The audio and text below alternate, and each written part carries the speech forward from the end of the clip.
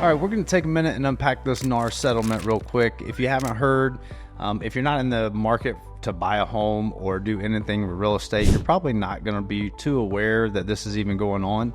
But what has happened is National Association of Realtors has been sued for setting standard commission rates for sellers to pay buyer's agents, which is a huge antitrust law violation, and we cannot do that.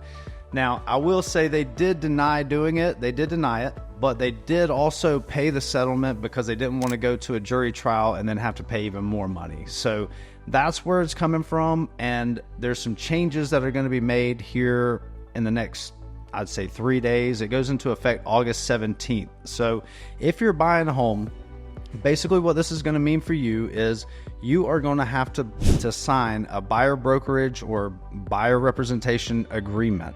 And what that's going to do is spell out the commission, who's making what, and where the money is coming from. It's basically a transparency thing showing everybody, hey, your agent's getting paid this is where it's coming from, this is how they're going to represent you, and all that good stuff.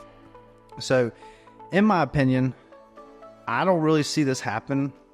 If I'm talking to a seller about listing their home, we're going to talk about the commission up front. I'm going to tell them what I charge has nothing to do with anybody else in the area. They could charge 7, 5, 4%. But me, I'm going to say, hey, I charge 6%. If they're not good with that, they're going to come back to me and say, well, we'd really rather be around 5% or whatever the case may be. It's always a negotiation. So did it happen? I don't really think so, but we're here, we've got to deal with it, and we're just going to move on. So what this means is anytime an agent even wants to open a door for you, they're going to have this buyer brokerage or buyer representation form signed by you before they open any doors. Now, the good thing about this agreement is you as the buyer can set the terms, which means you can do this agreement for 1 day, you can do this agreement for 1 week, you can do it for a year if you wanted to. It's completely up to you. So if you're in town, you don't know you're going to move here, you just want to check out some houses and see if there's anything that you would be interested in, and if even want to live here, then you can sign that buyer brokerage for a day, 2 days, however long you're going to be in town, so you're covered while you're here. And then if later on down the road you decide that you are going to move here, then you can sign another one and then go on about looking at homes.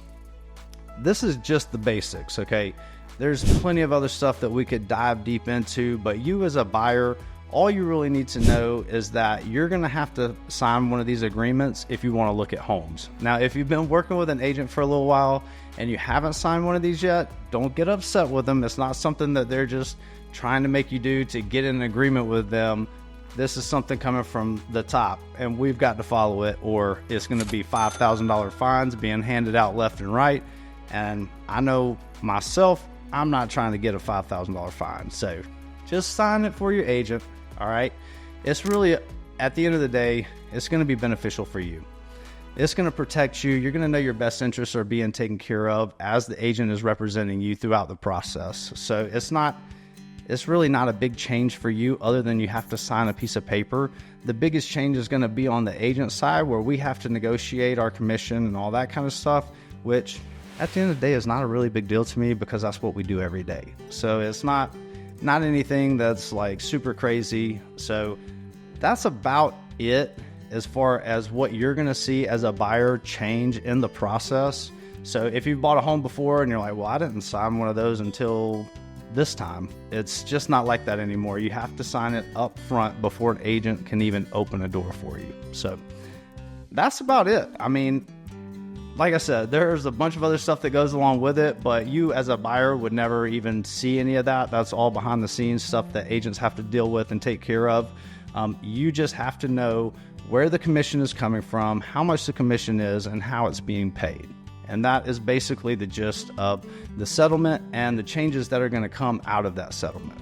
So, all right, well, I hope that gives you enough information to go on when you're buying a home. And if you have any questions about this settlement or anything to do with real estate, I'm always here. Please give me a call, text at this number, and I'd be more than happy to answer your questions. Y'all have a great day.